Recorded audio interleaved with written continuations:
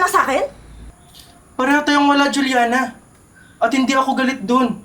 Kundi nagpapasalamat pa ako kay Papa eh. Dahil ang tunay na pamana ni Papa sa akin ay yung pag-aralin ako at mahalin ako kahit hindi niya ako tunay na anak.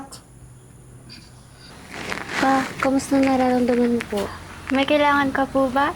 Gusto niyo pong basahan kita ng libro? Okay lang. So, in we traveled through the field in spirit, like Loa where boys played flag football as the school superintendent, Harold Overman, watched the boys. He wondered how he could harness all the wind power. Ann, Shelly, halingan muna kayo dito sa labas.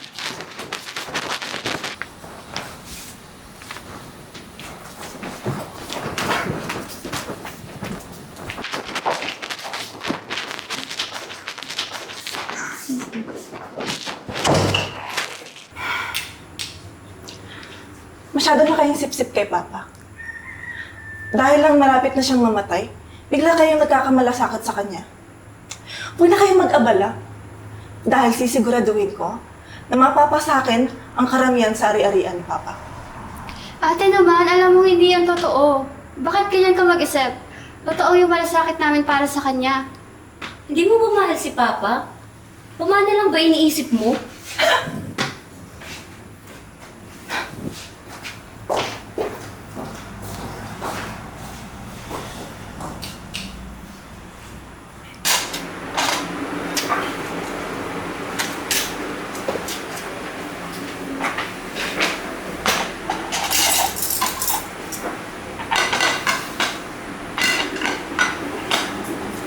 Anong ginagawa niyo?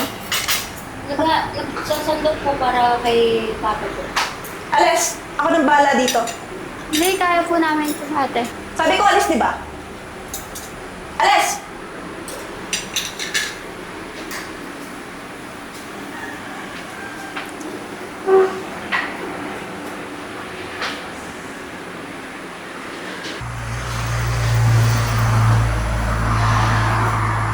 Papa!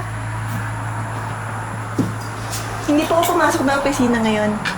Nag-file ako ng leave para maglaan ng oras at malagaan ka.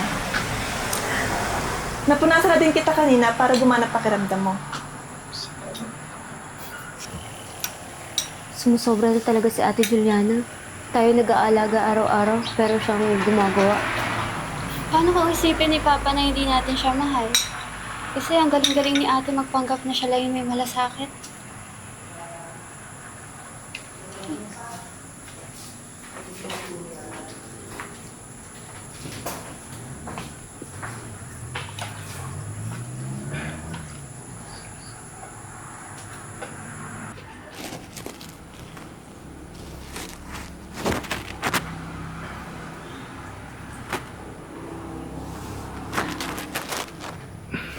Papa!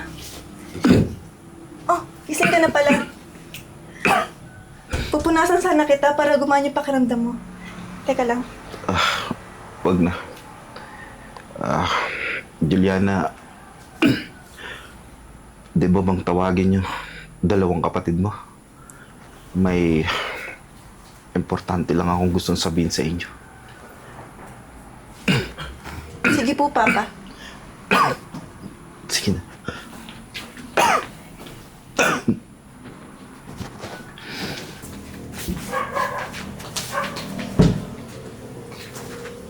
Pa, pinatawag niyo daw po kami. Bakit po?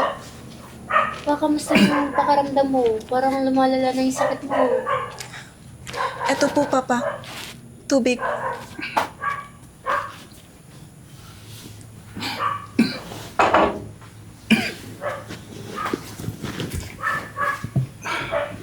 Wala.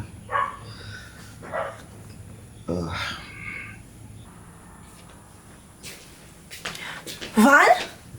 Ba't ka nandito? Anong ginagawa mo dito? Nandito ako. Dahil pinatawag din ako ni Papa tungkol sa last will and testament niya. Nandito ka ba para makihati sa mana ni Papa? Tumigil na kayo. Ann, sila. Huwag na kayo mag-alala. Inayos ko ng lahat ng kakailangan niyo sa eskwelahan. Pinayaran ko ng lahat. Pati lahat ng gastusin dito sa bahay. Wala na kayong alalahan.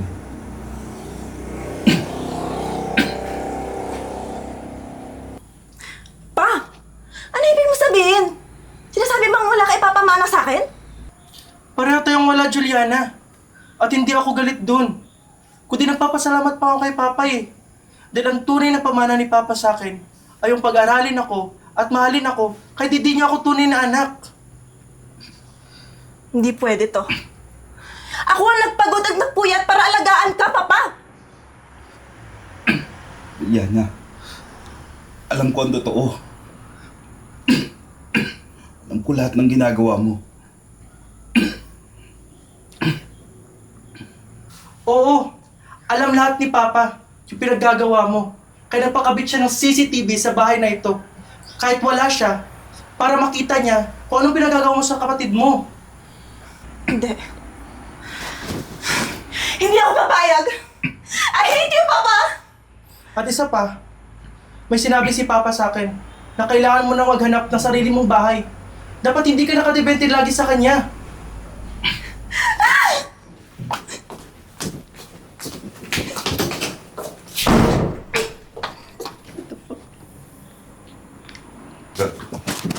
Maraming salamat po.